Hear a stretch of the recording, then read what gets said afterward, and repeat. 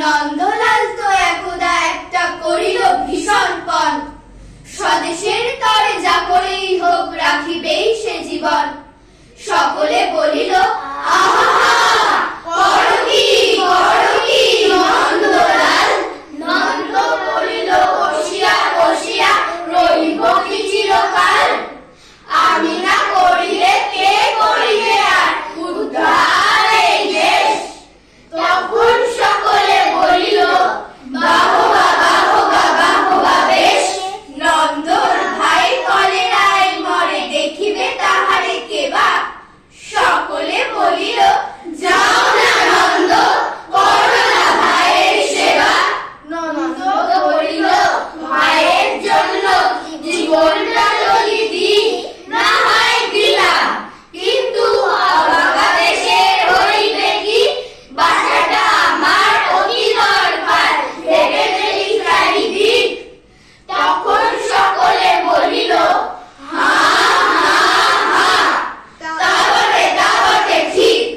নন্দ একদা হঠাৎ একটা কাগজ করিল বাহির, গাড়ি দিয়া সবে গদ্যে পদ্যে বিদ্যা করিল জাহির।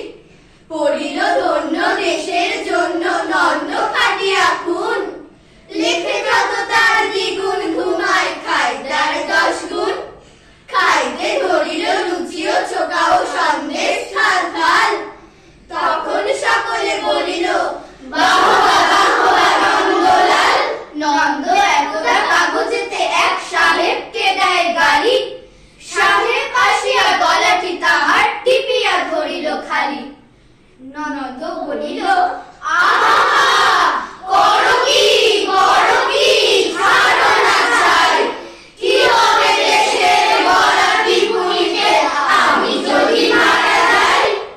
বলো কবি ঘর নাকে দিব ঘর, যা হলো করিব তাহা। তখন সকলে বলিল বাহবা বাহবা বাহবা বাহা। নন্দ বাড়ির হতো না বাহির, কোথা কি ঘটে কি জানি। চলিত না গাড়ি কি জানি কখন উল্টায় গাড়ি খানি।